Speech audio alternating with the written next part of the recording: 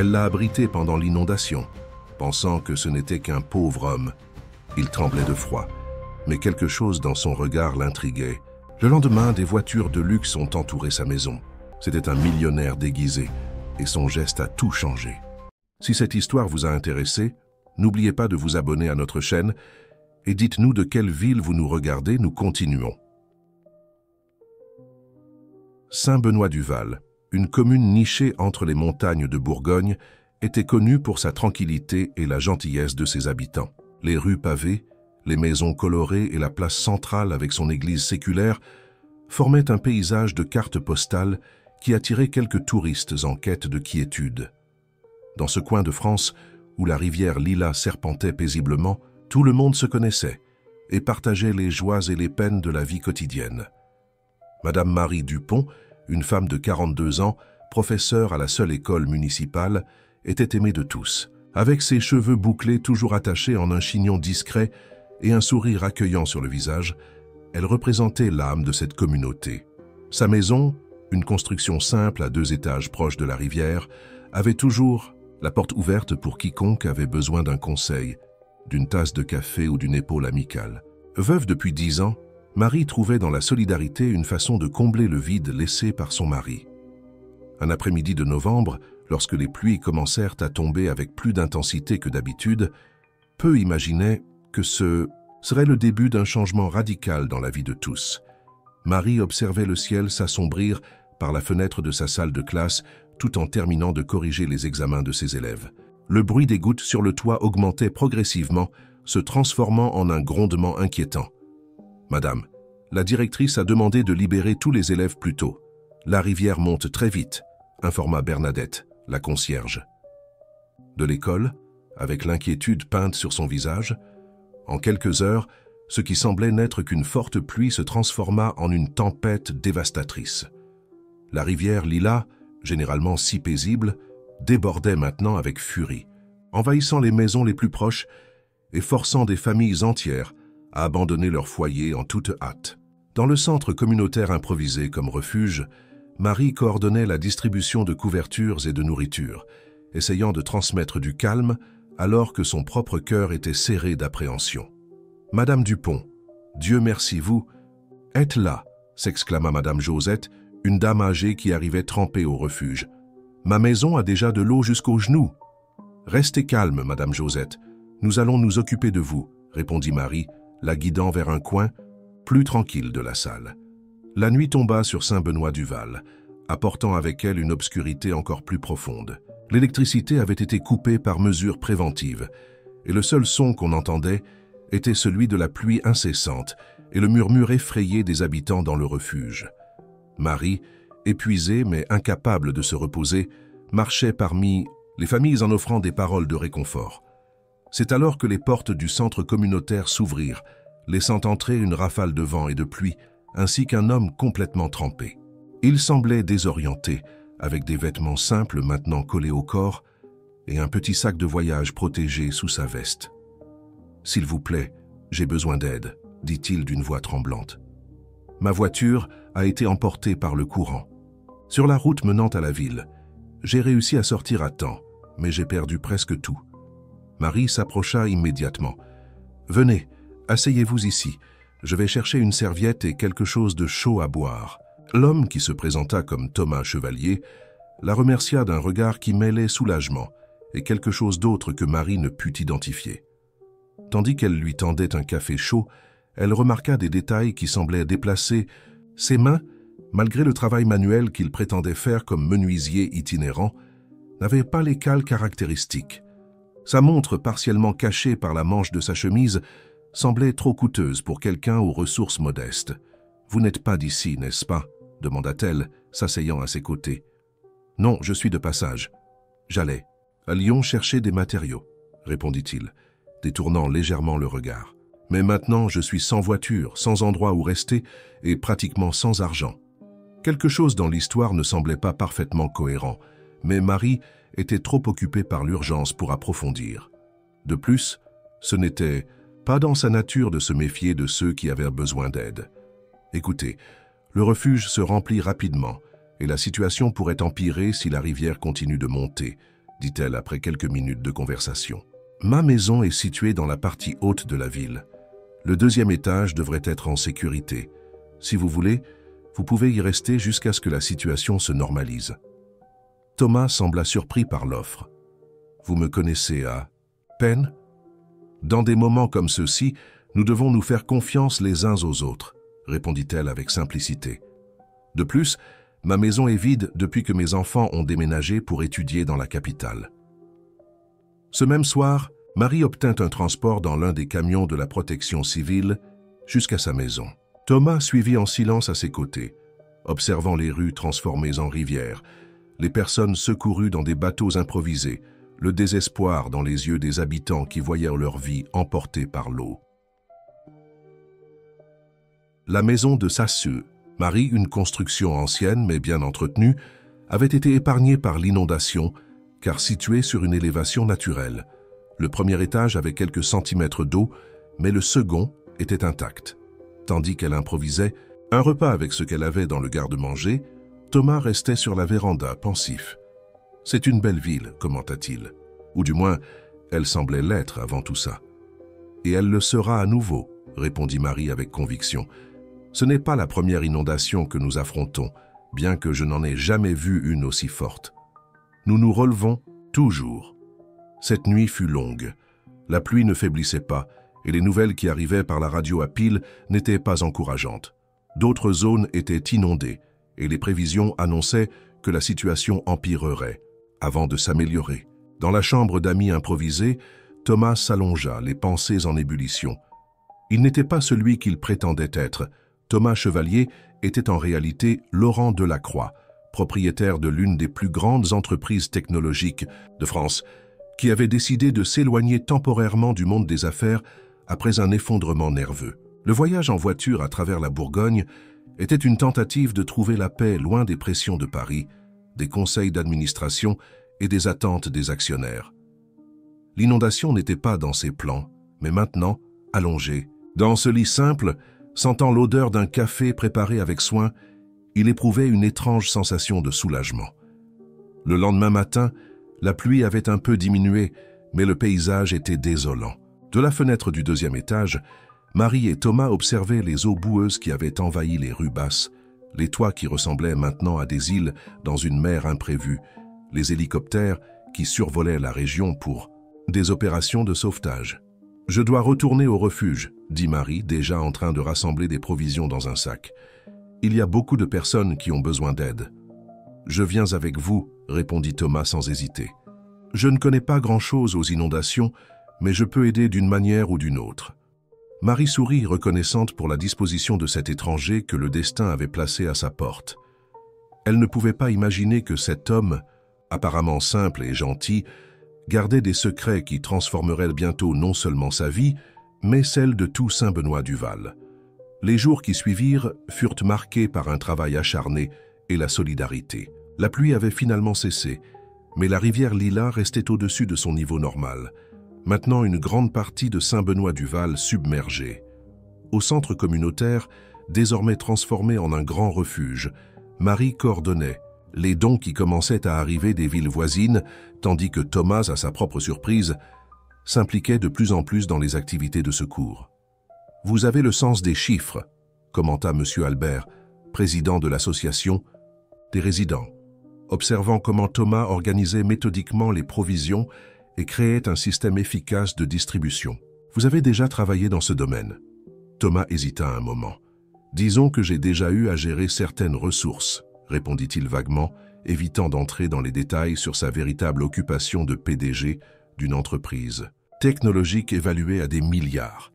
Au fil des jours, la cohabitation entre Marie et Thomas dans la maison de l'institutrice créait une routine étonnamment agréable pour les deux. Le matin, ils se rendaient ensemble au centre communautaire, où ils passaient la journée à aider aux travaux d'assistance. Le soir, ils partageaient un repas simple et discutaient de tout et de rien, comme de vieux amis qui se retrouvent après une longue absence. « C'est étrange », commenta Marie un soir, alors qu'ils buvaient du thé sur la véranda. « J'ai l'impression que nous nous connaissons déjà, d'ailleurs. » Thomas sourit, ressentant une pointe de culpabilité pour avoir gardé sa véritable identité secrète. Peut-être dans une autre vie, répondit-il sur le ton de la plaisanterie, mais quelque chose dans son regard trahissait une émotion plus profonde. Une semaine après l'inondation, alors que les eaux commençaient lentement à se retirer, révélant les traces de destruction, Marie décida de vérifier les dégâts au premier étage de sa maison. Thomas s'offrit pour l'aider et ensemble, ils commencèrent à retirer les meubles endommagés et à nettoyer la boue qui s'était accumulée dans chaque recoin. « Mon père a construit cette maison de ses propres mains », raconta Marie, tout en essayant de sauver quelques vieilles photographies partiellement endommagées par l'eau. « Il est venu du Sud étant jeune, a travaillé comme maçon toute sa vie pour offrir un meilleur avenir à sa famille. » Thomas écoutait avec un intérêt sincère. Pour lui, né avec une cuillère d'argent dans la bouche et habitué à évoluer, parmi l'élite des affaires parisiennes, les histoires de Marie ouvraient une fenêtre sur une France qu'il ne connaissait qu'à travers des statistiques et des rapports sociaux. « Et vos enfants ? Vous avez mentionné qu'ils avaient redéménagé pour étudier ?» demanda Thomas, l'aidant à nettoyer une étagère de livres. « Oui, Marine termine ses études de médecine à Lyon et Rémi fait de l'ingénierie environnementale à Marseille, répondit-elle avec une fierté évidente. Ce n'était pas facile de les élever seuls après que mon mari nous a quittés, mais chaque sacrifice en valait la peine. » La mention du mari fit hésiter Thomas avant la question suivante. « Si je peux me permettre, qu'est-il arrivé à votre mari ?» Le visage de Marie prit une expression distante. « Antoine est tombé malade soudainement. En moins de 6 mois, il nous a quittés. C'était il y a 10 ans. » Thomas acquiesça en silence, respectant la douleur qui semblait encore récente. Dans ses yeux bruns, tandis qu'il travaillait côte à côte, il se demandait comment serait de vivre une vie comme la sienne, construite sur un travail honnête et des relations authentiques, si différentes de son monde de négociations stratégiques et d'amitiés intéressées. Sur l'étagère qu'il nettoyait, un livre ancien attira l'attention de Marie. C'était un journal à couverture de cuir avec le nom de sa grand-mère gravé sur le devant. « Je n'arrive pas à croire que ça a survécu », s'exclama-t-elle, ouvrant soigneusement les pages jaunies par le temps. Entre les feuilles du journal, une enveloppe scellée glissa et tomba aux pieds de Thomas. Il la ramassa et la tendit à Marie, qui l'examina avec curiosité. « Je n'ai jamais vu ça avant, dit-elle, tournant l'enveloppe dans ses mains. Elle est adressée à ma grand-mère, mais l'expéditeur... » Sa voix faiblit quand elle lut le nom écrit avec une calligraphie élégante au coin de l'enveloppe. « Delacroix, Théodore Delacroix. » Thomas sentit comme si un seau d'eau froide lui avait été versé dessus. Delacroix était son véritable nom de famille, pas chevalier, et Théodore avait été son grand-père, l'un des pionniers de l'industrie. Textile en France dans les années 1950 et 1960. « Puis-je voir ?» demanda-t-il d'une voix tremblante. Marie hésita un moment, mais quelque chose dans le regard de Thomas la convainquit. Elle lui remit l'enveloppe encore scellée, observant tandis qu'il examinait l'écriture avec une expression qui mélangeait choc et reconnaissance. « Vous connaissez ce nom ?» demanda-t-elle. Thomas déglutit. « Oui, répondit-il finalement, mais je ne peux pas l'expliquer maintenant. Je pense que vous devriez d'abord lire la lettre. » Avec précaution, Marie ouvrit l'enveloppe vieillie et déplia le papier à l'intérieur. Tandis que ses yeux parcouraient les lignes écrites des décennies auparavant, son expression passa de la curiosité à l'incrédulité. « Ce n'est pas possible, » murmura-t-elle, s'asseyant lourdement sur une chaise proche. La lettre révélait une histoire qu'aucun d'eux n'aurait pu imaginer. Théodore Delacroix, alors un jeune entrepreneur en ascension, avait rencontré Marie-Claire, la grand-mère de Marie, lors d'un voyage en Bourgogne à la recherche de fournisseurs de coton pour son usine textile. Ce qui avait commencé comme une relation professionnelle s'était transformé en une romance secrète qui avait duré presque 1 an. Lorsque Marie-Claire tomba enceinte, Théodore, déjà engagé dans un mariage arrangé à Paris, promit d'aider financièrement mais ne pouvait pas reconnaître l'enfant publiquement. « Mon père », murmura Marie, les larmes aux yeux. « Je me suis toujours demandé pourquoi ma grand-mère ne parlait jamais de mon grand-père.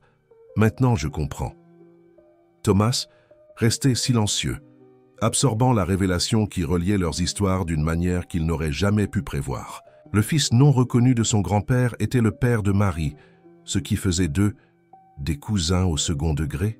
« Marie, commença-t-il avec hésitation, il y a quelque chose que je dois vous dire. À ce moment, ils furent interrompus par des coups urgents à la porte.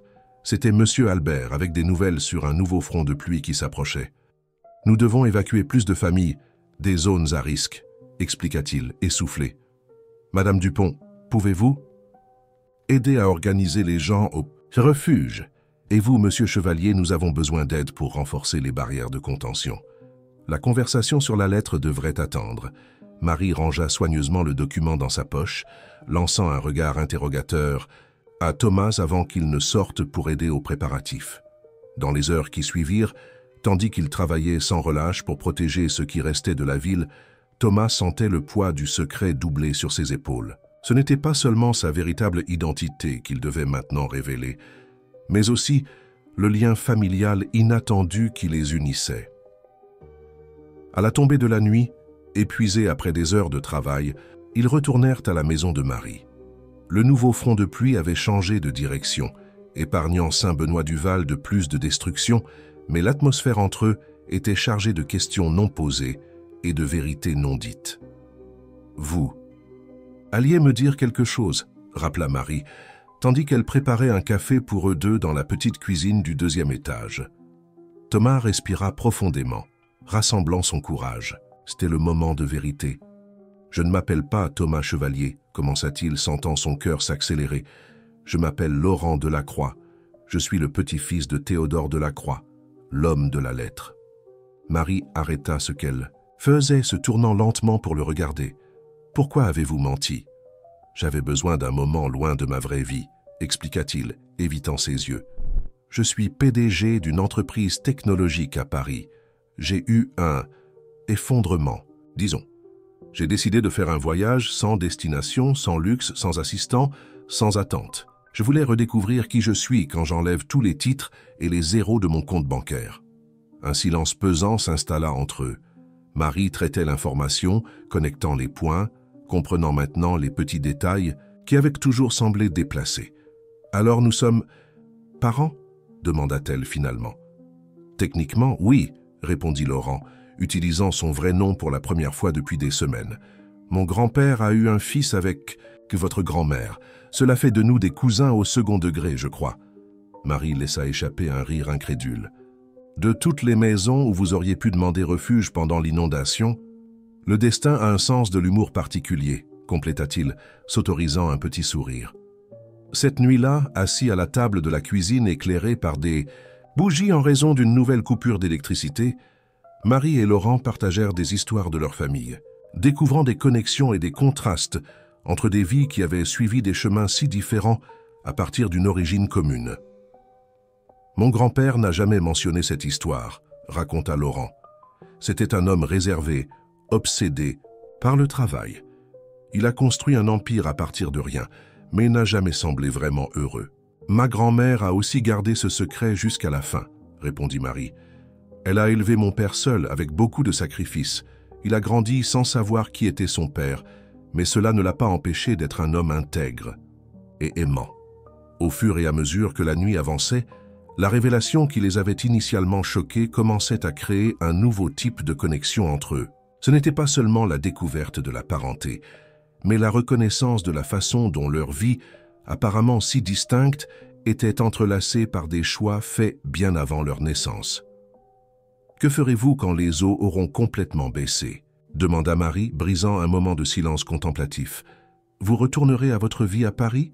Laurent fixa la tasse de café entre ses mains, réfléchissant. « Je ne sais pas, » répondit-il honnêtement. « Pour la première fois depuis longtemps, je n'ai pas de plan stratégique pour les 5 prochaines années. » Dehors, Saint-Benoît-du-Val commençait lentement à émerger du désastre. À l'intérieur, 2 étrangers liés par le sang et les circonstances découvraient que parfois les inondations ne détruisent pas seulement, mais révèlent aussi des fondations longtemps enterrées sur lesquelles de nouveaux départs peuvent être construits. La révélation de la parenté entre Marie et Laurent apporta une nouvelle dimension à la relation qui se formait déjà entre eux. Dans les semaines qui suivirent, tandis que les eaux de la rivière Lilas retournaient progressivement à leur cours normal, laissant derrière elles une traînée de boue et de destruction, les 2 cousins nouvellement découverts travaillaient côte à côte dans les efforts de reconstruction de la ville. Laurent, utilisant toujours le nom de Thomas pour les autres habitants, était surpris par la capacité d'adaptation qu'il découvrait en lui-même. Habitué à déléguer des tâches et à prendre des décisions dans des salles de réunion climatisées, il transportait maintenant des débris, nettoyait des rues et aidait à reconstruire des maisons de ses propres mains. Le travail physique, bien qu'épuisant, apportait une satisfaction immédiate qu'il n'avait jamais éprouvée dans le monde des affaires. « Attention à cette planche. Vous allez finir par vous blesser la main », avertit Marie un après-midi, alors qu'ils aidaient à reconstruire le toit de la maison de Madame Josette. « Vous pouvez être PDG d'une entreprise milliardaire, mais vos mains ne sont pas habituées à ce genre de travail. » Laurent sourit, exhibant les cales nouvellement formées sur ses paumes comme s'il s'agissait de médailles d'honneur. « Je commence à m'y habituer. Et franchement, je préfère ces cales à ceux que j'ai au doigt à force de signer des documents. » La conversation fut interrompue par Madame Josette, qui arrivait avec un plateau de verre de jus de fruits de la passion fait maison. « Pour vous rafraîchir un peu, mes anges. Ce soleil de Bourgogne ne pardonne pas, même après le déluge. »« Madame Josette, vous n'auriez pas dû vous déranger, » dit Marie, descendant de l'échelle pour accepter la boisson. « Quel dérangement, ma fille. C'est le moins que je puisse faire pour vous qui m'aidez tant. Et ce cousin à vous est un jeune homme très serviable, vous savez. D'où sort-il, hein ?» Laurent s'étrangla avec son jus en entendant le mot « cousin ». Lui et Marie avaient décidé de garder secrète tant sa véritable identité que leur parenté récemment découverte. « Comment savez-vous qu'il est mon cousin ?» demanda Marie, essayant de garder son sang-froid. Madame Josette eut un petit rire malicieux. « Eh bien, ma fille, vous avez la même façon de sourire en inclinant la tête sur le côté, comme votre grand-mère Marie-Claire faisait. Ces choses-là ne trompent pas une vieille observatrice comme moi. » Après que Madame Josette se fut éloignée, Marie et Laurent échangèrent des regards surpris, suivis de rires complices. C'était étrange et réconfortant à la fois de découvrir des traits familiaux qui confirmaient leur connexion inattendue. Le soir, après une journée entière de travail, ils retournaient à la maison de Marie, maintenant complètement nettoyée de la boue laissée par l'inondation. La routine qui s'était établie entre eux avait un confort domestique que Laurent n'avait jamais expérimenté, même dans ses relations les plus longues. « Je suis épuisé, mais j'ai faim », commenta-t-il, s'effondrant sur le canapé du salon. « Qu'avons-nous pour le dîner ?» Marie fit une grimace en vérifiant le garde-manger presque vide. « J'ai bien peur que ce ne soit pas grand-chose. Les dons de nourriture vont prioritairement aux familles qui ont tout perdu. Je pense que nous devrons nous contenter de riz, de haricots et d'un œuf. » Laurent se leva d'un bond. « Laissez-moi faire. Avons-nous encore ces légumes que Monsieur Jacques a apportés hier ? » ?»« Oui, mais ce n'est pas grand-chose. Quelques carottes, un petit chou et des oignons. »« Parfait, » répondit-il avec un enthousiasme qui surprit Marie. « Je vais préparer quelque chose de spécial. » Durant les 40 minutes suivantes, Marie observa, étonnée, Laurent transformer des ingrédients simples en un festin improvisé. Ses mains bougeaient avec dextérité, coupant, assaisonnant et combinant les aliments avec la précision d'un chef d'orchestre dirigeant un orchestre. « Où avez-vous appris à cuisiner comme ça ?» demanda-t-elle, tout en goûtant une sauce qu'il venait de préparer. Laurent sourit, une expression de pur plaisir illuminant son visage. « Ma mère adorait cuisiner, mais mon père considérait cela comme une perte de temps pour quelqu'un de notre position sociale. Alors elle m'enseignait en cachette. Nous en avions fait notre petit secret. Après son départ, j'ai continué à cuisiner comme une façon de la garder présente. » La mention de sa mère apporta une ombre aux yeux de Laurent que Marie remarqua immédiatement. Elle posa doucement sa main sur son bras. « Je suis certaine qu'elle serait fière de vous voir maintenant. » Le dîner qu'ils partagèrent ce soir-là allait bien au-delà du riz, des haricots et des légumes transformés par des techniques culinaires sophistiquées. C'était un moment de connexion entre deux mondes qui, malgré le lien sanguin nouvellement découvert, ne pouvait être plus différent.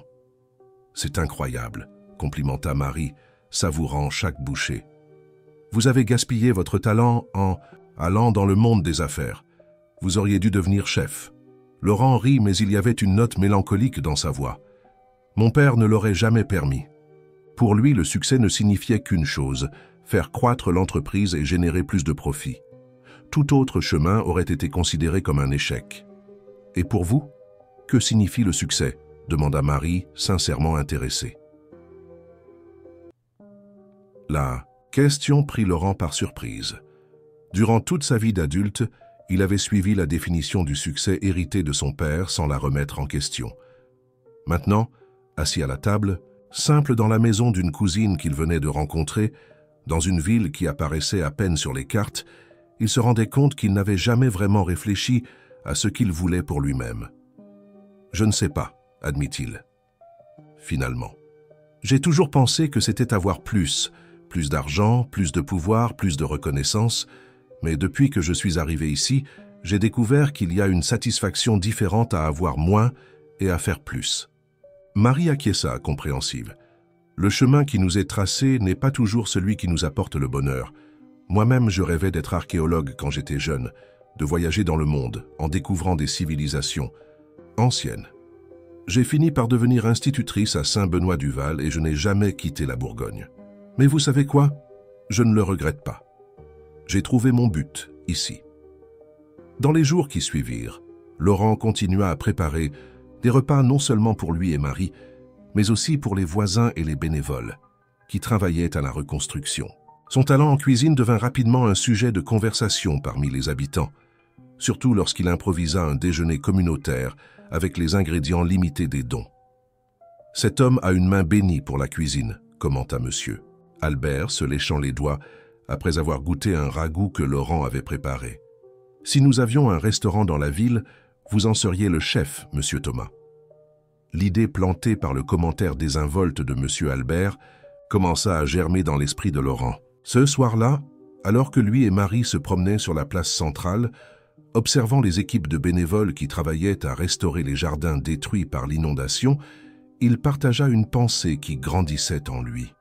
« Et si nous organisions un festival de cuisine ?» suggéra-t-il, s'arrêtant pour observer le kiosque de la place qui avait miraculeusement résisté à la fureur des eaux. « Nous pourrions utiliser la place comme décor, inviter des cuisiniers locaux à préparer des plats typiques, demander une contribution symbolique et utiliser l'argent collecté pour aider à la reconstruction de la ville. » Marie considéra l'idée un moment. Cela pourrait fonctionner. L'inondation a détruit beaucoup de maisons et de commerces, mais n'a pas emporté nos traditions culinaires. Nous pourrions célébrer la résilience de Saint-Benoît à travers la nourriture. « Exactement !» s'exclama Laurent enthousiaste. Comme un enfant. Chaque famille pourrait contribuer avec un plat spécial, quelque chose qui représente son histoire. Nous pourrions avoir de la musique, de l'artisanat local, transformer cela en une véritable célébration de la culture bourguignonne. L'éclat dans les yeux de Laurent était contagieux, et Marie se retrouva entraînée par son enthousiasme. « Nous aurons besoin d'un lieu pour les préparatifs, » réfléchit-elle. La cuisine de l'école municipale est intacte, mais trop petite pour quelque chose de cette envergure. « Et ce hangar abandonné près de l'entrée de la ville, » suggéra Laurent. « Nous sommes passés devant l'autre jour. Il semble structurellement solide, aurait juste besoin d'un bon nettoyage et de quelques réparations. L'ancien entrepôt des Dupré, il est fermé depuis des années, depuis que la famille a déménagé à Lyon. Mais je pense que la mairie pourrait autoriser son utilisation temporaire compte tenu de la finalité. » Le lendemain matin, ils présentèrent l'idée lors de la réunion communautaire qui avait lieu quotidiennement au centre de soutien. La proposition fut accueillie avec enthousiasme par les habitants, dont beaucoup voyaient dans le festival non seulement un moyen de collecter des fonds, mais aussi une opportunité de restaurer le moral collectif après des semaines de difficultés. « Nous pouvons utiliser l'argent pour reconstruire la bibliothèque communautaire, » suggéra Madame. Thérèse, la bibliothécaire retraitée. « Les livres ont presque tous été perdus dans l'inondation. » Ou pour rénover le centre de santé, ajouta M. Gérard, l'infirmier. « Nous soignons les gens dans des conditions précaires. » Laurent observait, émerveillé, comment une simple idée générait tant d'engagement. À Paris, il faudrait programmer des réunions, embaucher des consultants, faire des études de faisabilité. Ici, il suffisait d'une proposition sincère et de la volonté de travailler ensemble. Avec l'approbation de la communauté et le soutien de la mairie, qui céda l'usage de l'ancien entrepôt, le projet du festival commença à prendre forme. Laurent et Marie se consacraient entièrement aux préparatifs, coordonnant des équipes de bénévoles pour nettoyer et rénover l'espace, cataloguant les recettes traditionnelles de la région et organisant la logistique de l'événement. Durant ce processus, ils découvrirent que l'ancien entrepôt avait une signification particulière pour l'histoire de Saint-Benoît-du-Val. Construit dans les années 1950, il avait été le premier grand entrepôt commercial de la région, responsable de l'écoulement de la production agricole locale. Par coïncidence, les premiers contrats de fourniture de coton pour les usines textiles de Théodore, Delacroix, grand-père de Laurent, avaient été signés dans ce même lieu. C'est comme si le cycle se refermait, commenta Marie, tandis qu'ils examinaient d'anciens documents trouvés dans une salle au fond de l'entrepôt. Votre grand-père est venu ici chercher des matières premières pour ses usines, a rencontré ma grand-mère, et maintenant vous, son petit-fils, êtes de retour pour aider à reconstruire la ville. Laurent sentit un nœud dans la gorge en réalisant la dimension de cette coïncidence. Où était-ce le destin? Lui qui n'avait toujours fait confiance qu'aux données concrètes et aux analyses rationnelles, commençait à voir des modèles plus profonds dans la trame de son existence. « Vous savez ce qui est le plus étrange ?» dit-il, feuilletant un carnet de registres jauni par le temps. « Pour la première fois de ma vie, je sens que je suis exactement là où je devrais être. Non pas parce que c'est rentable ou stratégique, mais parce que cela semble simplement juste. » Marie sourit, reconnaissant dans ses paroles un écho de son propre parcours. Parfois, nous devons perdre la carte pour trouver le chemin. Tandis que le soleil se couchait sur Saint-Benoît-du-Val, projetant des ombres allongées à travers les fenêtres poussiéreuses de l'ancien entrepôt, Laurent et Marie restèrent là, liés non seulement par le sang qu'ils partageaient, mais par une vision commune de reconstruction et d'espoir. Le festival gastronomique qu'ils avaient conçu était bien plus qu'un événement caritatif. C'était un symbole de renaissance pour une communauté qui refusait d'être définie par la tragédie. Et pour Laurent, c'était le premier pas dans un voyage de redécouverte de soi qui l'éloignait de plus en plus des gratte-ciel de Paris et le rapprochait d'une authenticité qu'il n'avait jamais su qu'il recherchait. La nouvelle du festival gastronomique se répandit rapidement à Saint-Benoît-du-Val et dans les villes voisines. Ce qui avait commencé comme une idée modeste pour collecter des fonds se transformait maintenant en un événement régional, attirant l'attention des commerçants, des artistes locaux et même d'une chaîne de télévision de Lyon, intéressée à couvrir l'histoire de résilience de cette petite communauté bourguignonne. « Je ne m'attendais pas à ce que cela prenne une telle ampleur », commenta Marie, tandis qu'elle et Laurent révisaient la liste croissante de participants un samedi matin. Ils étaient assis sur la véranda improvisée qu'ils avaient construite à l'entrée de l'ancien entrepôt, désormais presque méconnaissable après des semaines de travail intense. Laurent sourit, observant le mouvement des bénévoles qui entraient et sortaient du hangar en transportant des matériaux de construction. C'est incroyable comme les gens se mobilisent quand ils sentent qu'ils font partie de quelque chose de plus grand. Les murs de l'entrepôt, autrefois écaillés et couverts de moisissures, affichaient maintenant une joyeuse teinte de jaune. Le toit avait été complètement restauré et de grandes fenêtres avaient été installées pour permettre l'entrée de la lumière naturelle. La transformation physique de l'espace reflétait le changement qui s'opérait dans la communauté elle-même. Des ruines laissées par l'inondation émergeait une nouvelle énergie collective. Monsieur Jean a apporté une autre charge de bois pour les comptoirs, informa Michel, un jeune menuisier devenu le bras droit de Laurent dans les travaux. Et Madame Charlotte veut savoir si elle peut inclure ses confitures de citrouille dans le festival. Bien sûr qu'elle peut, répondit Marie, notant le nom sur la liste. Ces confitures sont un patrimoine de Saint-Benoît. Tandis que Michel retournait au travail, Laurent observa Marie avec admiration. En quelques semaines, elle s'était transformée d'une institutrice respectée en une véritable leader communautaire, coordonnant divers aspects du projet avec une efficacité qui impressionnerait n'importe quel cadre de multinationale.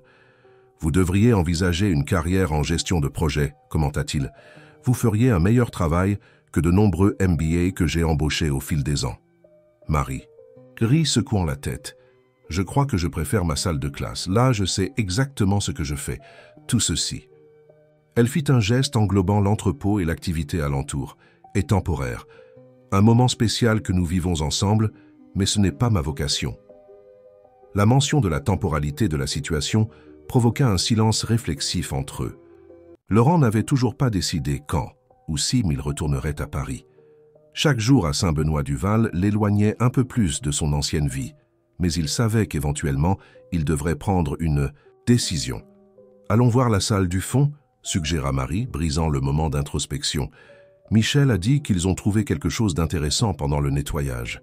Ils traversèrent la salle principale de l'entrepôt, maintenant divisée en station de travail, où seraient préparés les plats du festival. Au fond, une lourde porte en bois menait à une zone qui avait servi de bureau administratif au beau jour du lieu. La salle du fond était plus petite que le reste de l'entrepôt, mais avait un charme particulier avec ses étagères encastrées dans les murs et une grande carte ancienne de la Bourgogne accrochée au-dessus d'un bureau massif. Michel et 2 autres bénévoles étaient agenouillés au centre de la pièce, examinant ce qui semblait être une trappe dans le plancher. « Nous avons trouvé ça en renforçant le sol », expliqua Michel, montrant la trappe. « On dirait une cave ou un dépôt secret. La serrure est rouillée, mais je pense que nous pouvons l'ouvrir. » Laurent et Marie échangèrent des regards intrigués. L'entrepôt était déjà assez ancien, remontant à la fondation de Saint-Benoît-du-Val. Que pourrait-il y avoir caché sous ce plancher depuis tant de décennies?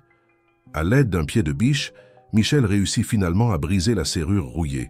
La trappe s'ouvrit avec un grincement, révélant un escalier étroit qui descendait dans l'obscurité. « Quelqu'un a une lampe torche ?» demanda Laurent, se préparant déjà à descendre. « Attendez » interrompit Marie, retenant son bras. « Nous ne savons pas ce qu'il y a là-dessous, cela pourrait être dangereux. » Laurent sourit.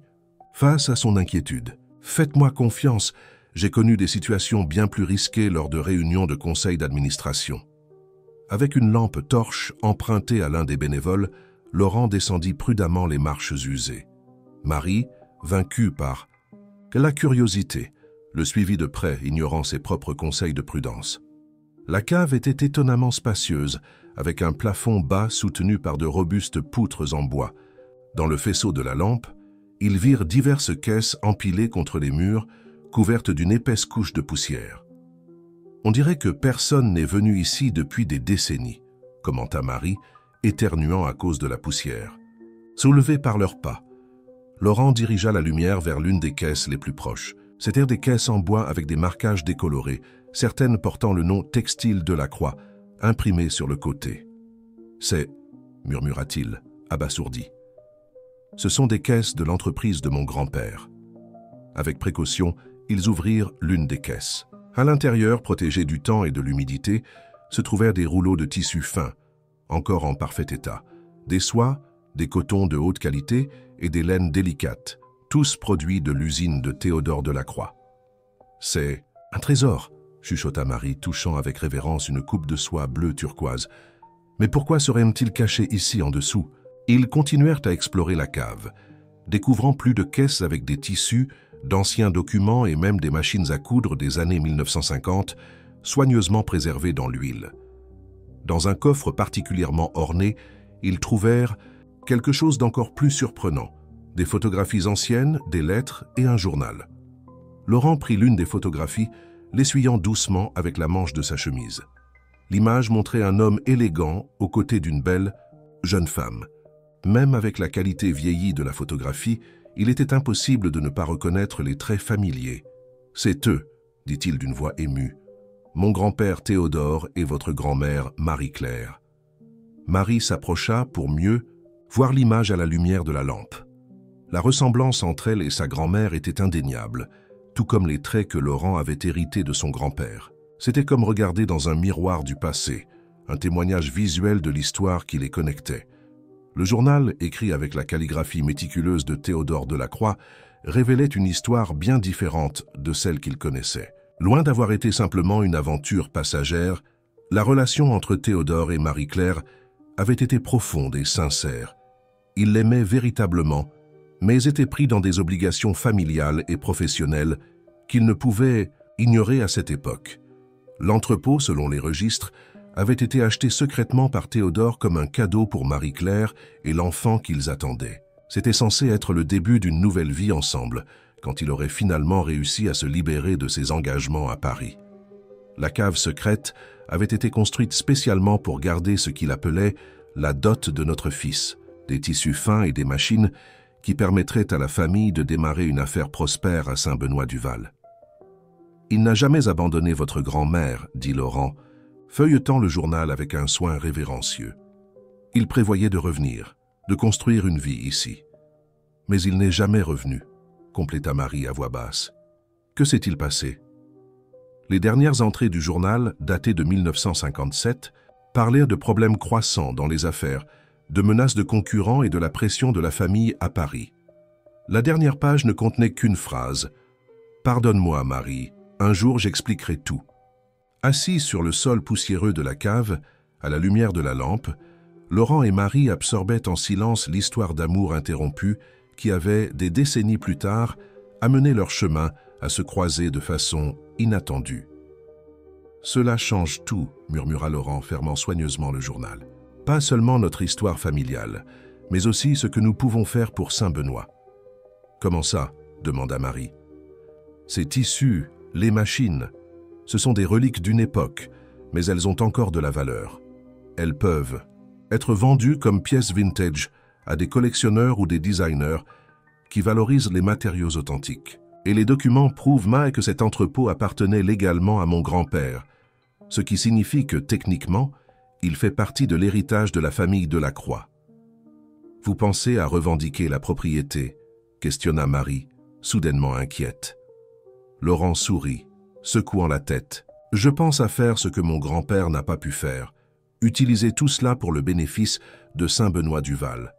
Nous pouvons transformer cet endroit non seulement en un espace pour le festival, mais en un centre culturel permanent.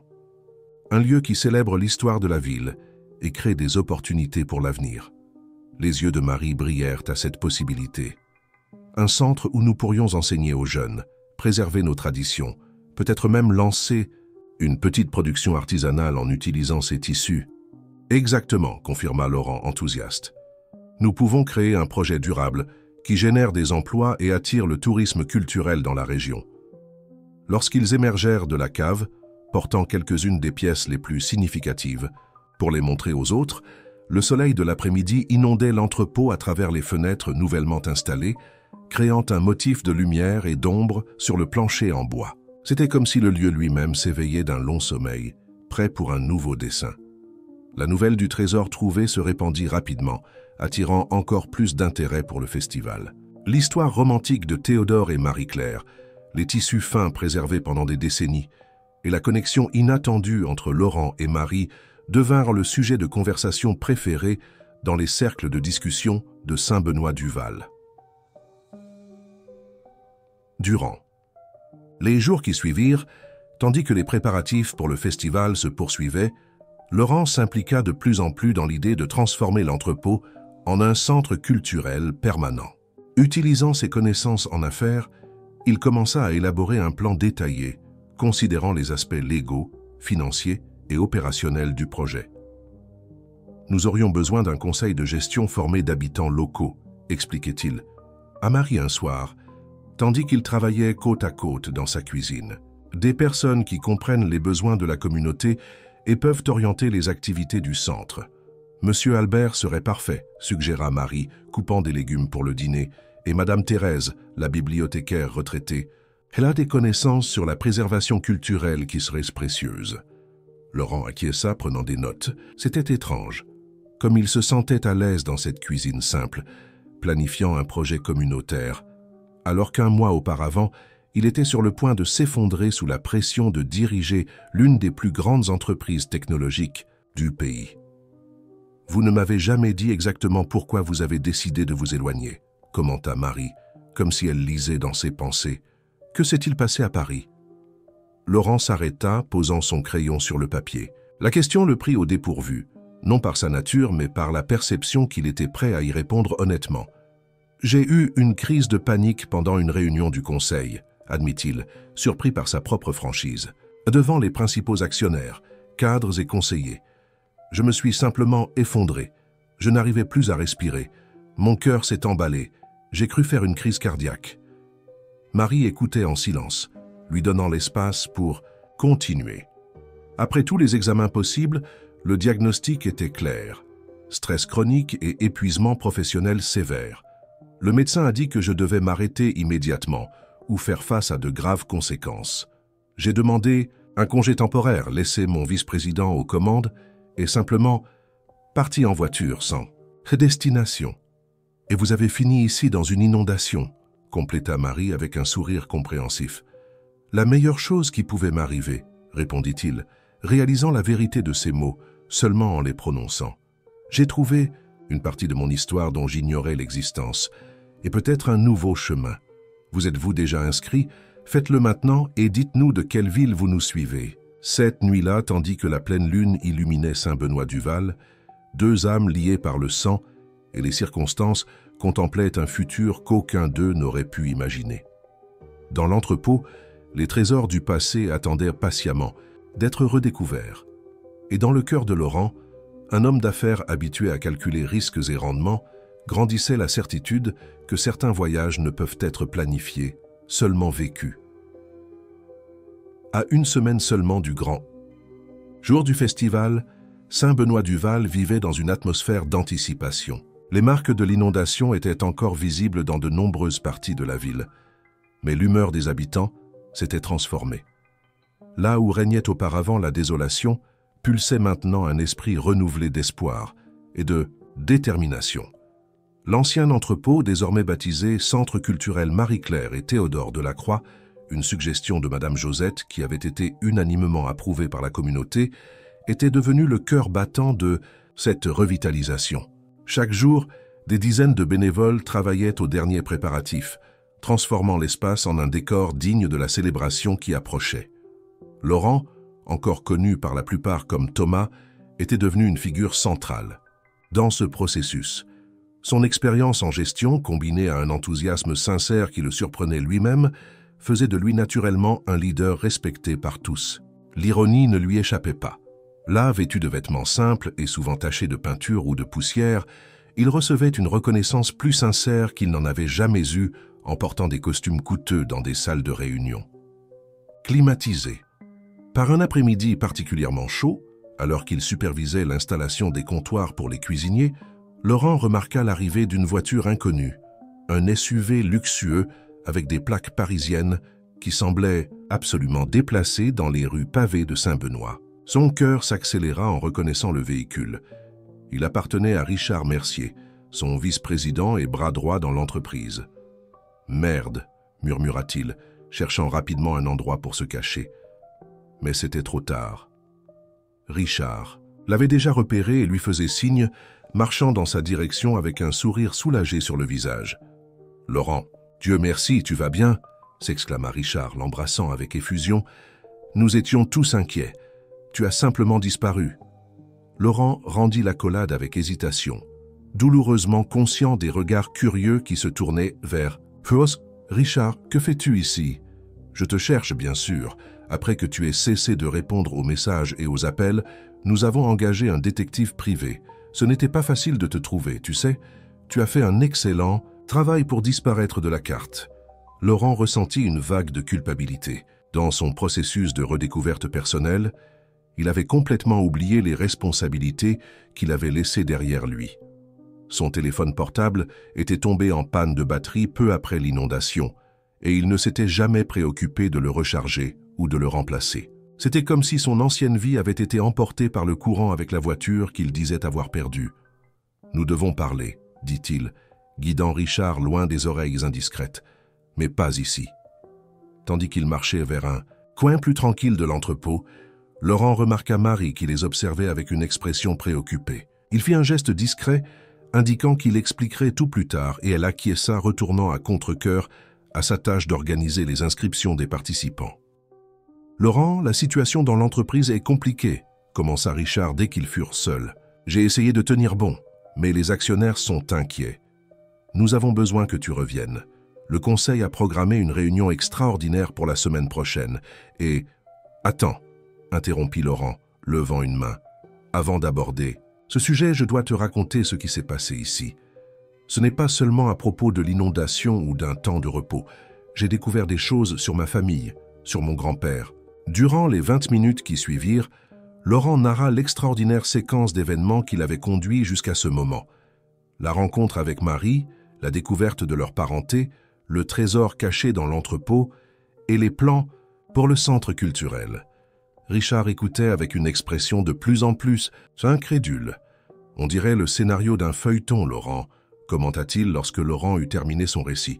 Mais ça n'explique toujours pas pourquoi tu as simplement tout abandonné à Paris. Nous avons une entreprise à gérer, des milliers d'employés qui dépendent de décisions que toi seul peux prendre. La mention de l'entreprise fit ressentir à Laurent le poids de la responsabilité qu'il avait temporairement oubliée. Mais en même temps, quelque chose en lui se rebellait contre l'idée de simplement retourner à son ancienne routine comme si rien ne s'était passé. « J'ai besoin de plus de temps, Richard, » répondit-il finalement. « Au moins jusqu'après ? Le festival. Je ne peux pas abandonner ces personnes maintenant, pas quand nous sommes si près de concrétiser quelque chose d'important. » Richard soupira, passant la main dans ses cheveux dans un geste de frustration. « Une semaine alors, mais après ça nous devrons trouver une solution définitive. L'entreprise ne peut pas rester dans les limbes indéfiniment. » Après le départ de Richard, qui accepta une chambre dans la seule auberge de la ville pour attendre la conclusion du festival, Laurent chercha Marie. Il la trouva dans la salle du fond de l'entrepôt, organisant les tissus vintage qui seraient exposés pendant l'événement. « Qui était cet homme ?» demanda-t-elle sans détour dès qu'il entra. Laurent respira profondément, sachant qu'il était temps d'affronter une autre vérité. « Mon vice-président. Il m'a retrouvé. » Et maintenant, la voix de Marie portait une note d'appréhension qu'elle tentait de dissimuler. Maintenant, je ne sais pas. Il veut que je retourne à Paris après le festival. L'entreprise a besoin de décisions que moi seul peux prendre. Un silence pesant s'installa entre eux. Durant les semaines de cohabitation, ils avaient soigneusement évité le sujet de l'inévitable retour de Laurent à sa vie antérieure. C'était comme si tous deux avaient tacitement convenu de vivre dans le présent, sans faire de plans ou de promesses qu'ils ne pourraient tenir. « Vous allez repartir, n'est-ce pas ?» demanda finalement Marie, sa voix trahissant l'émotion qu'elle tentait de contenir. Laurent s'approcha, prenant doucement les mains de Marie entre les siennes. « Marie, je... » À ce moment, ils furent interrompus par Michel, qui entra précipitamment dans la salle. « Madame Dupont, Monsieur Thomas, je veux dire Monsieur Laurent, désolé de vous interrompre, mais il y a des gens de la télévision ici qui veulent parler du festival. » Le moment d'intimité se brisa brusquement, et tous deux revinrent à la réalité des préparatifs finaux. La conversation devrait attendre, mais la question de Marie restait en suspens, exigeant une réponse que Laurent n'était pas encore certain de pouvoir donner. Les jours suivants s'écoulèrent à un rythme frénétique. La présence de l'équipe de télévision de Lyon apporta un nouveau niveau d'exposition à l'événement, attirant l'attention de touristes et de curieux de toute la région. Pour Laurent, cela représentait un risque supplémentaire. Plus le festival gagnerait en visibilité, plus grandes seraient les chances que sa véritable identité soit révélée avant qu'il ne soit prêt pour cela. Richard, pendant ce temps, était devenu un observateur silencieux des activités, aidant souvent aux préparatifs, avec un mélange de curiosité et de scepticisme. « Je ne t'aurais jamais imaginé dans ce rôle », commenta-t-il un après-midi, en observant Laurent enseigner des techniques culinaires à un groupe de jeunes de la communauté. « Tu sembles différent, plus léger. »« Je me sens différent, » admit Laurent. « Ici, personne n'attend de moi que je sois parfait ou infaillible. Je peux simplement être utile, de la manière dont je sais l'être. » La veille du festival, une tension inattendue surgit lorsque M. Albert révéla qu'il avait invité le maire de Lyon, qui amènerait avec lui des journalistes des grands médias. C'est une opportunité en or pour montrer Saint-Benoît à la France, expliqua-t-il, fier de son initiative. Pour Laurent, cependant, cela signifiait qu'il ne pourrait plus maintenir son anonymat. Sa photographie était apparue dans diverses revues d'affaires. Ce n'était qu'une question de temps, avant que quelqu'un ne le reconnaisse comme le célèbre PDG de Delacroix Tech. Ce soir-là, après une longue réunion finale avec tous les impliqués dans l'organisation, Laurent invita Marie à un dîner spécial chez elle. Il était temps de prendre des décisions et d'affronter des vérités qui avaient été reportées depuis trop longtemps. « J'ai préparé quelque chose de spécial », dit-il en l'accueillant avec une table soigneusement dressée sur la petite véranda, une recette de ma mère qu'elle a apprise de sa grand-mère. Le plat principal était un ragoût d'agneau aux herbes fraîches servi sur une purée de panais. L'arôme qui emplissait l'air était une symphonie de saveurs qui parlait de tradition, de soins et d'affection. Marie goûta et ferma les yeux, se laissant emporter par l'expérience sensorielle. « C'est incroyable, » murmura-t-elle. « Votre mère serait fière. » Tandis qu'ils savourèrent le repas, accompagné d'un vin rouge que Richard avait apporté de Paris, Laurent aborda finalement le sujet qui planait entre eux. « Demain, avec toute la presse présente, mon identité réelle sera probablement révélée, » commença-t-il. « Je ne peux plus me cacher sous le nom de Thomas Chevalier. Je dois affronter qui je suis, Laurent Delacroix, et les responsabilités qui viennent avec ce nom. » Marie acquiesça, tenant son verre de vin avec plus de force que nécessaire. « Je comprends. Et après le festival ? » « C'est la question, n'est-ce pas ?» répondit-il avec un soupir. « Richard a raison sur un point. J'ai une entreprise à gérer, des milliers de personnes qui dépendent de mes décisions. Je ne peux pas simplement tout abandonner. » Le visage de Marie s'assombrit, mais elle garda sa contenance. « Bien sûr, vous avez votre vie à Paris. Ce qui s'est passé ici était extraordinaire mais temporaire. » « Non, » interrompit Laurent avec une véhémence surprenante. « Ce n'était pas temporaire. Ce que j'ai découvert ici, sur ma famille, sur moi-même, a tout changé.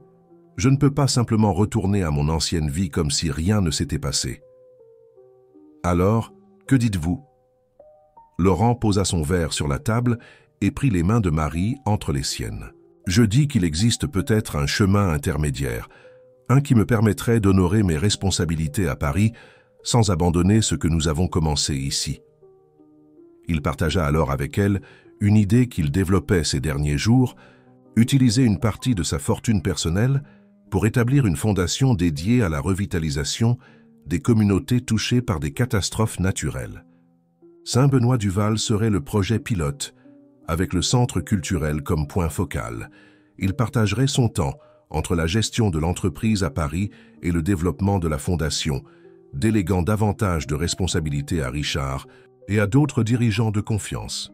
« Ce ne serait pas facile, » admit-il. « Je devrais restructurer complètement ma vie, apprendre à équilibrer deux mondes très différents. Mais après tout ce que nous avons vécu ici, je ne peux pas imaginer simplement tourner le dos et m'en aller. » Marie écoutait attentivement, ses yeux reflétant l'éclat des bougies qui illuminèrent la table. « Et nous, où cela nous laisse-t-il » La question flotta dans l'air nocturne, chargé de possibilités non exprimées. Laurent savait qu'elle ne faisait pas seulement référence à la parenté récemment découverte, mais à quelque chose de plus profond qui avait fleuri entre eux durant ces semaines extraordinaires. « Cela dépend aussi de vous, » répondit-il. Finalement, « de ce que vous voulez. » Marie détourna le regard vers la nuit étoilée au-dessus de Saint-Benoît-du-Val.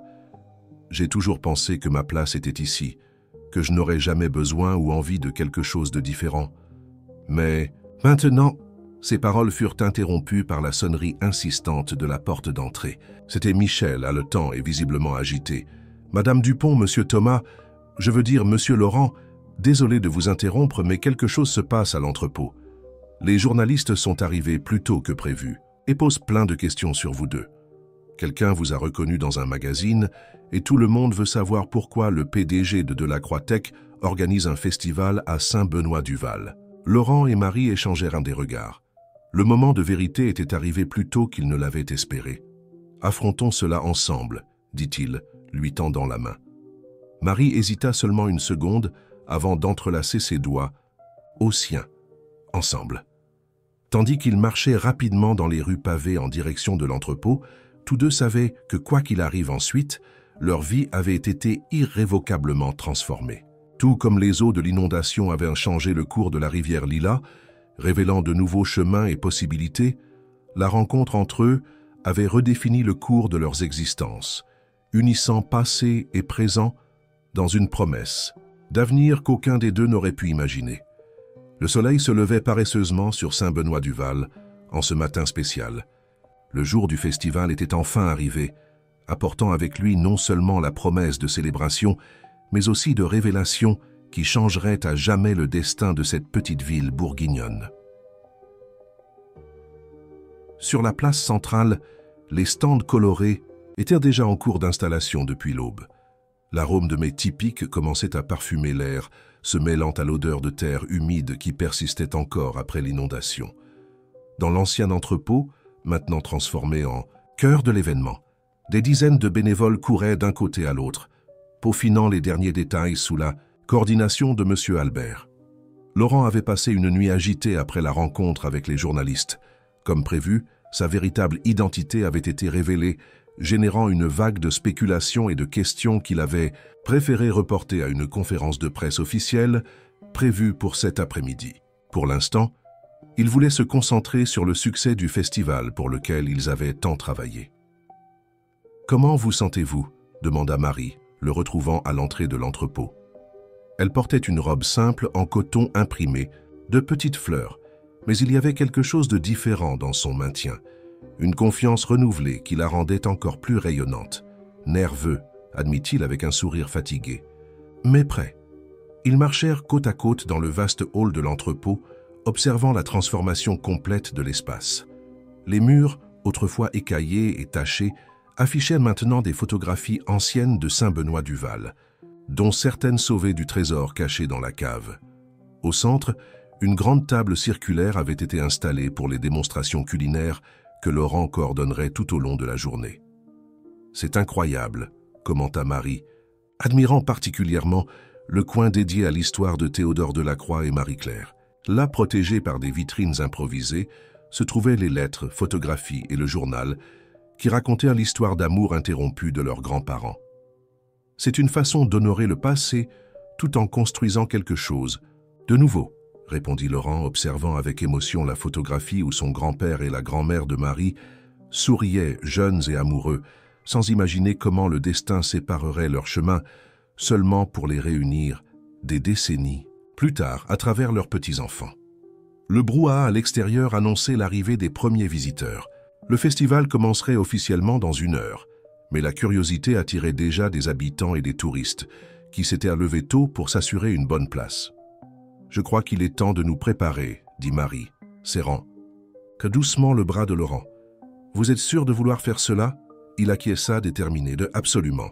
Il est temps d'unir les deux mondes. » La cérémonie d'ouverture eut lieu à 10 heures, la place déjà complètement remplie par une foule animée. Le maire de Saint-Benoît-du-Val, aux côtés du maire de Lyon et d'autres autorités régionales, prononça un bref discours sur la résilience de la communauté face à la tragédie de l'inondation.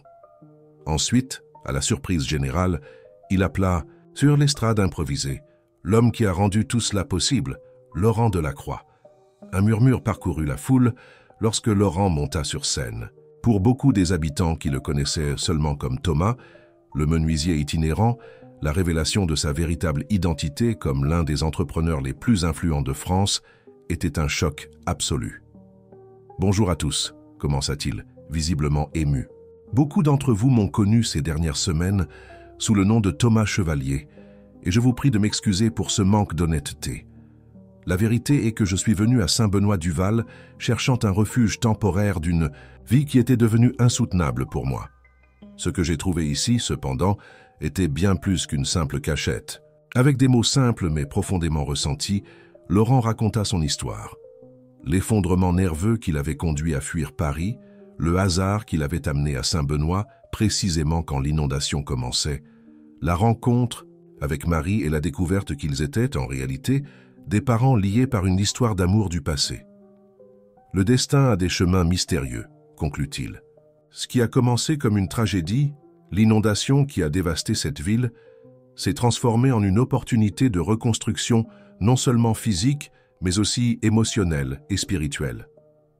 Aujourd'hui, nous célébrons non seulement la cuisine et la culture de cette terre merveilleuse, mais aussi la capacité humaine à se réinventer face à l'adversité. Des applaudissements enthousiastes accueillirent ces paroles. Ensuite, Laurent invita Marie sur scène, la présentant non seulement comme sa cousine nouvellement découverte, mais comme la véritable âme du projet du festival et du centre culturel. « Sans Marie, rien de tout cela ne serait possible », déclara-t-il, lui remettant symboliquement les ciseaux pour couper le ruban qui inaugurait officiellement l'événement. « Elle m'a enseigné la signification de la communauté, de la générosité et de la résilience. Et c'est avec une grande joie que j'annonce aujourd'hui la création de la Fondation Delacroix-Dupont, qui aura comme premier projet le maintien permanent du centre culturel Marie-Claire et Théodore Delacroix, ici à Saint-Benoît-du-Val. » La nouvelle de la Fondation, jusqu'alors gardée secrète, provoqua une nouvelle vague d'applaudissements et d'exclamations surprises. Marie, aussi surprise que les autres, regarda Laurent les yeux embués d'émotion. « Vous ne m'aviez pas parlé de cela », chuchota-t-elle, tandis qu'il se préparait à couper le ruban. « Je voulais que ce soit une surprise », répondit-il avec un sourire. « Une façon de garantir que ce que nous avons commencé ici ne s'arrête pas quand je retournerai à Paris. » Ensemble, ils coupèrent le ruban déclarant officiellement ouvert le festival gastronomique et culturel de Saint-Benoît-du-Val. Les heures suivantes furent de pures célébrations, avec de la musique, de la danse et principalement de la nourriture. Les stands répartis sur la place offraient une variété impressionnante de plats typiques, du traditionnel bœuf bourguignon aux confitures de fruits locaux préparées selon des recettes transmises de génération en génération. Au centre de l'événement, dans l'entrepôt transformé, Laurent dirigeait des démonstrations culinaires qui attiraient des foules curieuses. Ces plats, qui combinaient des techniques sophistiquées apprises dans sa vie privilégiée avec des ingrédients simples et locaux, connaissaient un succès instantané. Entre une recette et l'autre, il partageait des histoires sur sa mère, qui lui avait enseigné l'amour de la cuisine, et sur comment il avait redécouvert cette passion durant son séjour à Saint-Benoît. Marie, quant à elle, guidait les visiteurs à travers l'exposition historique montée dans la salle du fond, racontant l'émouvante histoire d'amour entre Théodore et Marie-Claire. À chaque nouveau groupe, elle percevait combien cette narration touchait les gens de façon profonde, représentant bien plus qu'une simple curiosité historique. C'était un témoignage de comment le passé peut influencer le présent de manières inattendues. En milieu d'après-midi, comme promis, Laurent donna une conférence de presse aux journalistes présents. Aux côtés de Richard, son vice-président, il annonça une restructuration de Delacroix Tech qui lui permettrait de diviser son temps entre Paris et Saint-Benoît-du-Val. « L'entreprise continuera d'être ma priorité professionnelle », expliqua-t-il. « Mais j'ai découvert que je peux être un leader plus efficace quand j'équilibre ma vie avec des objectifs qui vont au-delà des profits et de l'expansion du marché. » Richard, qui était initialement venu à Saint-Benoît uniquement pour ramener son patron, semblait maintenant sincèrement impressionné par les changements qu'il avait observés chez Laurent. « Le conseil d'administration a déjà été informé et soutient intégralement cette nouvelle phase », déclara-t-il aux journalistes. « Nous croyons qu'un PDG plus équilibré et connecté à des causes sociales ne fait que renforcer notre position sur le marché. » Tandis que l'interview se poursuivait, Marie observait de loin, avec un mélange de fierté et d'appréhension. Une part d'elle craignait qu'une fois de retour à Paris, Laurent soit progressivement réabsorbé par son ancienne vie, oubliant les promesses faites à Saint-Benoît. Une autre part, cependant, avait confiance en la transformation profonde dont elle avait été témoin en lui durant ces semaines extraordinaires. À la fin de l'après-midi, alors que le festival atteignait son apogée, avec de la musique live animant la place et des files se formant à tous les stands de nourriture, Laurent parvint enfin à un moment de tranquillité. S'éloignant discrètement de la foule, il monta jusqu'au belvédère naturel sur la colline qui embrassait Saint-Benoît-du-Val, cherchant quelques minutes de réflexion. À sa surprise, il y trouva Marie, contemplant déjà le coucher de soleil, qui teintait d'or les eaux maintenant calmes de la rivière Lila. « Grande journée », commenta-t-il en s'approchant. « Incroyable », acquiesça-t-elle, sans détourner son regard de l'horizon. « Vous avez tenu votre promesse. Le festival est un succès absolu. » Laurent s'assit à côté d'elle sur le banc rustique qu'un habitant anonyme avait installé à ce point privilégié. Pendant quelques minutes, ils restèrent en silence, absorbant la beauté du paysage et le brouhaha distant de la célébration. « Richard a réservé un jet privé pour demain matin, » dit-il finalement. « Je dois retourner à Paris pour la réunion du conseil. » Marie acquiesça, essayant de dissimuler la pointe de tristesse qu'elle ressentit. « J'imaginais que ce serait ainsi. Vous avez une entreprise à gérer. »« Oui, » confirma-t-il. « Mais j'ai aussi une fondation à établir et un centre culturel à soutenir ici, à Saint-Benoît. » Se tournant pour la regarder en face, Laurent prit les mains de Marie entre les siennes. « Je ne pars pas vraiment, Marie. Cet endroit, ces personnes, vous êtes devenue une partie de qui je suis maintenant. »« C'est différent, » répondit-elle, avec un sourire triste. « Paris est votre monde. Luxe, pouvoir, décisions qui affectent des milliers de personnes. Saint-Benoît n'est qu'une petite ville qui apparaît à peine sur les cartes. Pas pour moi, rétorqua-t-il fermement. Pour moi, Saint-Benoît est l'endroit où je me suis retrouvé, où j'ai découvert des parties de mon histoire que je ne savais même pas exister, où j'ai appris que je peux être bien plus que simplement Laurent Delacroix, PDG de Delacroix Tech. La sincérité dans sa voix était indéniable, mais Marie avait encore des doutes. Comment cela va-t-il fonctionner, Laurent, en pratique? Allez-vous réellement partager votre temps entre deux vies si différentes? Ce ne seront pas deux vies, répondit-il après un moment de réflexion. Ce sera une vie plus complète, avec différentes facettes. Et oui, cela exigera des ajustements, des compromis, peut-être quelques sacrifices. Mais pour la première fois depuis longtemps, je sens que je suis sur un chemin qui m'appartient vraiment, pas un qui a été tracé pour moi. Il fit une pause, choisissant soigneusement ses prochains mots. La question est, seriez-vous disposé à faire partie de ce chemin? À explorer avec moi ces possibilités? La question flotta entre eux, chargée de signification implicite. Il ne s'agissait pas seulement de la fondation ou du centre culturel, et tous deux le savaient. C'était à propos de la connexion profonde qu'ils avaient développée, quelque chose qui transcendait la parenté lointaine et s'approchait d'un sentiment qu'aucun des deux n'avait osé nommer. Avant que Marie ne puisse répondre, ils furent interrompus par Michel qui montait la colline essoufflée. « Madame Dupont, Monsieur Laurent, on vous appelle pour la clôture. Il y aura un gâteau surprise et tout le reste. » En se levant, ils échangèrent un regard qui promettait de continuer cette conversation à un autre moment. Pour l'heure, le festival les attendait. La célébration d'une fin qui était en réalité seulement le début de quelque chose de nouveau. Descendant la colline, main dans la main, ils se préparaient à affronter ensemble non seulement la foule qui les attendait sur la place, mais aussi les incertitudes et les possibilités d'un futur qui, comme les eaux de la rivière Lila, suivrait son cours naturel, parfois tranquille, parfois tumultueux, mais toujours en mouvement, toujours vivant. 3 mois s'étaient écoulés depuis le festival qui avait transformé Saint-Benoît-du-Val d'une ville dévastée par les inondations en un exemple national de résilience et de reconstruction communautaire. L'automne commençait à peindre les arbres de teintes jaunes et rouges, apportant cette brise fraîche typique des collines bourguignonnes. Le centre culturel Marie-Claire et Théodore Delacroix vibrait d'activité en cet après-midi de samedi. Dans le grand salon principal, maintenant complètement rénové avec un mélange harmonieux d'éléments rustiques et modernes, une exposition d'artisanat local attirait des visiteurs de toute la région. Dans les salles adjacentes se déroulait simultanément un atelier de cuisine traditionnelle bourguignonne et un cours de couture utilisant des techniques de valorisation des tissus vintage trouvés dans la cave.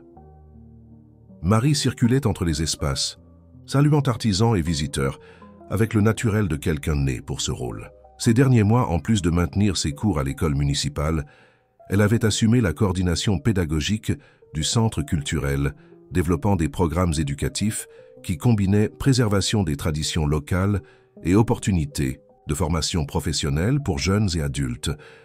Madame Dupont, le matériel pour l'atelier de photographie de la semaine prochaine est arrivé, informa Michel, désormais officiellement employé comme assistant administratif du centre.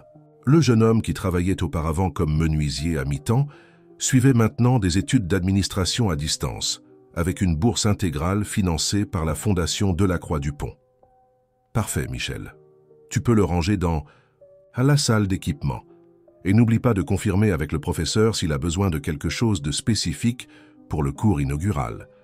Tandis que Michel s'éloignait pour accomplir sa tâche, Marie vérifia l'heure. Presque 5 heures. Laurent devrait arriver d'un moment à l'autre. Comme il l'avait promis cette nuit-là au Belvédère, il n'avait pas disparu de nouveau dans le monde des affaires parisien. Au contraire, il avait respecté scrupuleusement son engagement de partager son temps entre ses responsabilités de PDG de Delacroix Tech et le développement de la fondation nouvellement créée. Toutes les 2 semaines, il passait 3 jours à Saint-Benoît-du-Val, logeant dans un petit appartement qu'il avait aménagé au 2e étage du centre culturel. La relation entre eux avait évolué de manière prudente, respectant la parenté lointaine qu'ils partageaient, mais reconnaissant aussi la profonde connexion qui transcendait les liens de sang. Ce n'était pas une romance conventionnelle. Tous deux avaient des vies établies et des engagements qu'ils ne pouvaient pas simplement abandonner. Mais c'était quelque chose de sincère et de significatif qui grandissait à chaque retrouvaille. Le bruit d'une voiture se garant à l'extérieur attira l'attention de Marie. Par la fenêtre, elle vit la berline noire, discrète que Laurent avait commencé à utiliser lors de ses visites, abandonnant les voitures luxueuses qu'il considérait auparavant comme essentielles. Elle sentit son cœur s'accélérer légèrement, comme cela arrivait toujours quand il arrivait, un mélange de joie et d'anxiété qui la surprenait encore. « On dirait que nous avons un visiteur important », commenta Madame Josette, qui supervisait l'exposition de ses broderies. La dame âgée était devenue l'une des artisanes les plus recherchées de la région après que ses pièces aient été mises en avant dans un reportage national sur le festival. « C'est juste Laurent », répondit Marie, essayant de paraître désinvolte, mais ne parvenant pas à cacher le sourire qui illuminait son visage. « Juste Laurent, dit-elle, rit Madame Josette avec une lueur malicieuse dans les yeux. Comme si tout le monde ne remarquait pas ce qui se passe entre vous deux. » Avant que Marie ne puisse protester, Laurent entra dans le salon, apportant avec lui l'énergie vibrante qui l'accompagnait toujours. Il portait un jean et une simple chemise en coton, une tenue qu'il alternait désormais confortablement avec les costumes sur mesure qu'il portait encore à Paris.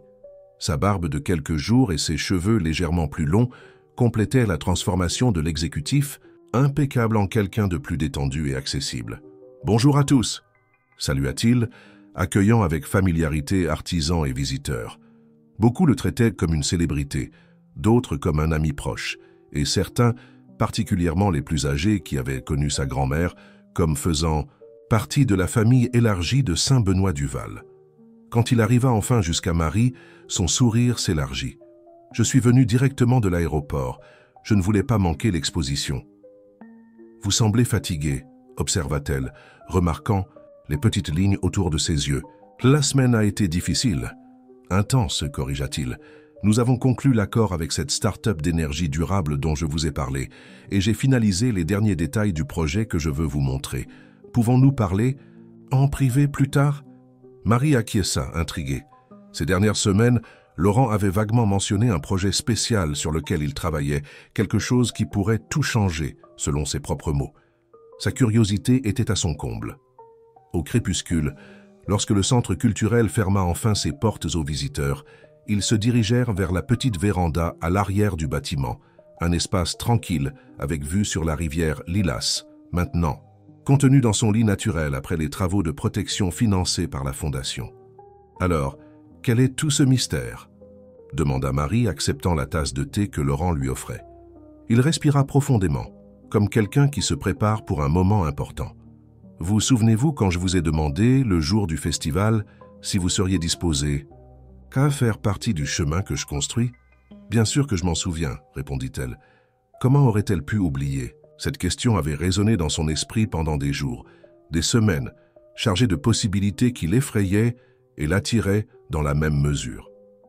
Ces 3 derniers mois, j'ai partagé mon temps entre Paris et Saint-Benoît. Cela a fonctionné raisonnablement bien, mais ce n'est pas viable à long terme. Je suis épuisé par les voyages constants et je sens que je ne suis pas pleinement présent dans aucun des 2 endroits. Marie sentit un pincement au cœur. Était-ce cela ? Avait-il décidé qu'il ne pourrait pas tenir sa promesse d'équilibrer les 2 mondes, qu'il devrait choisir et choisirait évidemment Paris et l'entreprise à laquelle il avait consacré toute sa vie d'adulte ? « Je comprends, » dit-elle d'une voix contrôlée. « Vous devez vous concentrer sur Delacroix Tech. C'est compréhensible, Laurent. Nous savions tous que cet arrangement serait compliqué. »« Non, vous n'avez pas compris, » l'interrompit-il, avec un léger sourire. « Je ne choisis pas entre Paris et Saint-Benoît. Je crée une 3e option. » Sur ces mots, il ouvrit sa sacoche et en sortit un ensemble de plans architecturaux, les étalant sur la petite table entre eux. C'étaient des projets détaillés pour un complexe de bâtiments durables, parfaitement intégrés au paysage naturel. « Qu'est-ce que c'est ?» demanda Marie, examinant les dessins avec une curiosité croissante. « Le futur campus d'innovation de Delacroix Tech, » répondit-il avec une fierté évidente. « Situé à seulement 15 km d'ici, dans l'ancien domaine des Merciers. » Marie le regarda, stupéfaite. « Vous transférez l'entreprise ici ?»« Pas complètement, » expliqua Laurent. « Le siège social restera à Paris, mais tout notre secteur de recherche et développement, le laboratoire d'innovation et l'incubateur de start-up seront relocalisés dans ce nouveau campus. Environ 200 collaborateurs directs, sans compter les indirects, les prestataires de services et l'écosystème qui se formera naturellement autour. L'ampleur de la proposition laissa Marie momentanément sans voix. Laurent continua, montrant différentes zones du projet. Ici, nous aurons un centre de formation technique, ouvert à la communauté locale. Là, un espace de coworking pour les entrepreneurs de la région. Et cette zone sera dédiée à des projets d'agriculture durable et de préservation environnementale. Il fit une pause, observant sa réaction. « Qu'en pensez-vous »« C'est ambitieux », répondit finalement Marie, traitant encore les implications. Cela transformerait complètement l'économie locale. Mais les impacts? Saint-Benoît a une culture propre, un rythme de vie qui pourrait être affecté par un changement aussi radical. Laurent sourit, appréciant la préoccupation authentique qu'elle avait pour la communauté qu'elle aimait tant. C'est précisément pourquoi le projet a été conçu en phase, avec une mise en œuvre graduelle sur 3 ans. Et il inclut un conseil communautaire avec pouvoir de veto sur toute initiative qui pourrait menacer la culture ou l'environnement local. Il tourna une autre page du projet, révélant un organigramme détaillé. « En fait, j'aimerais que vous dirigiez ce conseil. Personne ne connaît mieux les besoins et les valeurs de Saint-Benoît que vous. » Marie se sentit simultanément honorée et submergée par la proposition. « Laurent, je ne suis qu'une institutrice. »« Vous êtes bien plus que cela, » l'interrompit-il avec douceur. « Vous êtes l'âme de cet endroit, la personne qui m'a montré qu'il existe une vie au-delà des rapports trimestriels et des réunions de conseil. Sans vous, rien de tout cela n'existerait. » Un silence confortable s'établit entre eux, tandis que Marie continuait d'examiner les projets, absorbant progressivement la vision que Laurent avait créée, une vision qui entrelaçait harmonieusement technologie de pointe et traditions locales, développement économique et préservation culturelle. « Pourquoi faire cela ?» demanda-t-elle finalement, levant les yeux pour le regarder. « Pourquoi ne pas simplement maintenir les choses comme elles sont? De la Croix-Tech à Paris, la fondation ici, vous voyageant entre les deux mondes. » Laurent réfléchit à la question, un moment, organisant ses pensées. « Parce que j'ai compris que ce ne sont pas deux mondes séparés. Ce sont des parties de la même histoire. Mon histoire, notre histoire.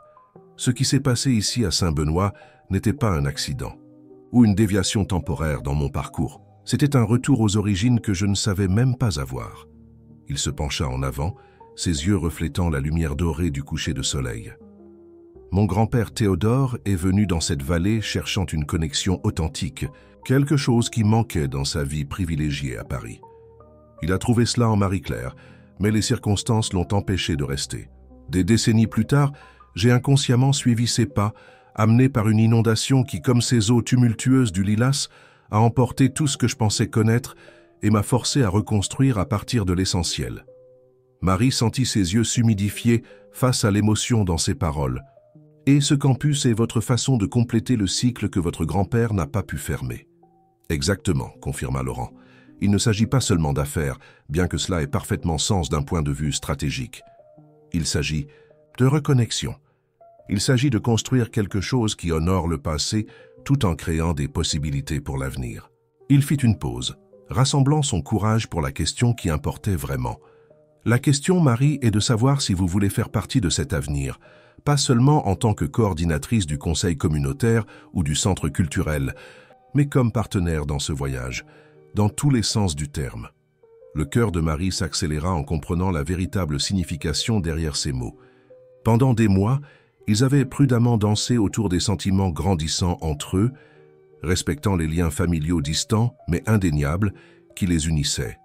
Maintenant, Laurent proposait de franchir cette ligne, transformant une coïncidence du destin en un choix conscient. « Nos grands-parents », commença-t-elle, donnant voix aux doutes qui planaient toujours entre eux. « Seraient à rester ensemble s'ils l'avaient pu », compléta Laurent. « Ils n'ont pas eu le choix, nous l'avons. » À ce moment, tandis que le dernier rayon de soleil disparaissait à l'horizon et que les premières étoiles commençaient à parsemer le ciel de Saint-Benoît-du-Val, Marie comprit que certaines connexions transcendent les conventions sociales et les attentes. Ce qui existait entre elle et Laurent était né de circonstances extraordinaires, façonnées par les eaux d'une inondation qui, au lieu de séparer, avait fini par unir des destins qui auraient dû se rencontrer il y a longtemps. « Oui », répondit-elle finalement, sa voix ferme et claire comme les eaux du lilas dans son cours naturel. « Je veux faire partie de cet avenir, notre avenir. » Le sourire qui illumina le visage de Laurent valait plus que n'importe quel mot. Il tendit la main par-dessus la table, entrelaçant ses doigts aux siens dans un geste qui scellait non seulement un engagement personnel, mais aussi une vision partagée pour Saint-Benoît-du-Val et pour les vides qui avaient été transformés par les eaux imprévisibles du destin. Un an plus tard, le Centre culturel Marie-Claire et Théodore Delacroix accueillait des invités de toute la France pour une célébration spéciale. Dans le vaste jardin qui s'étendait maintenant jusqu'aux rives de la rivière Lila, des tables élégamment décorées avec des fleurs locales et des tissus vintage de la collection de l'entrepôt accueillaient un mélange éclectique de personnes, des cadres de Paris, des artisans de Saint-Benoît, des journalistes, des politiciens et surtout les habitants qui étaient devenus une famille élargie pour le couple qui célébrait son union. Sous une arche de fleurs sauvages, avec la rivière comme témoin, Marie et Laurent échangèrent des vœux qui parlaient non seulement d'amour, mais de buts partagés et de cycles qui se complètent. Madame Josette, émue, commentait à qui voulait l'entendre que finalement, le destin avait réparé ce que le temps avait séparé. La fête qui suivit fut une véritable célébration de la culture bourguignonne avec des plats traditionnels préparés par les habitants eux-mêmes, de la musique régionale et de nombreuses histoires partagées. Dans un moment particulièrement émouvant, Laurent et Marie inaugurèrent une plaque commémorative au centre culturel, officialisant la création d'un fonds de bourse d'études au nom de Théodore Delacroix et Marie-Claire, destiné aux jeunes talents de Saint-Benoît-du-Val. Tandis qu'ils dansaient sous les étoiles, entourés par l'affection de la communauté qui les avait accueillis, Laurent murmura à l'oreille de Marie. « Savez-vous ce qui m'impressionne le plus dans toute cette histoire ?»« Quoi ?» demanda-t-elle, appuyant sa tête sur son épaule. « Comment quelque chose qui a commencé avec tant de destruction, l'inondation qui a dévasté Saint-Benoît, a pu créer tant de bien. C'est comme si la rivière, en débordant, ne faisait que rendre à la terre ce qui lui a toujours appartenu. » Marie sourit, pensant à toutes les transformations des derniers mois, le centre culturel florissant, le campus d'innovation déjà en construction, les jeunes de la ville avec de nouveaux horizons de possibilités et le plus important, l'amour, qu'ils avaient reconstruit sur des fondations inattendues. « Les eaux qui séparent sont les mêmes qui unissent », répondit-elle, citant un dicton que sa grand-mère Marie-Claire avait l'habitude de répéter. « Tout dépend simplement de la façon dont nous choisissons de naviguer. » Et ainsi, sous le ciel étoilé de Bourgogne, deux âmes que le destin avait séparées pendant des générations trouvaient enfin leur port d'attache, prouvant que certaines histoires, même interrompues, ne se terminent jamais vraiment. Elles attendent simplement le bon moment pour continuer leur cours, comme une rivière qui, après la tempête, trouve toujours le chemin de retour vers son lit, plus forte et plus déterminée qu'avant.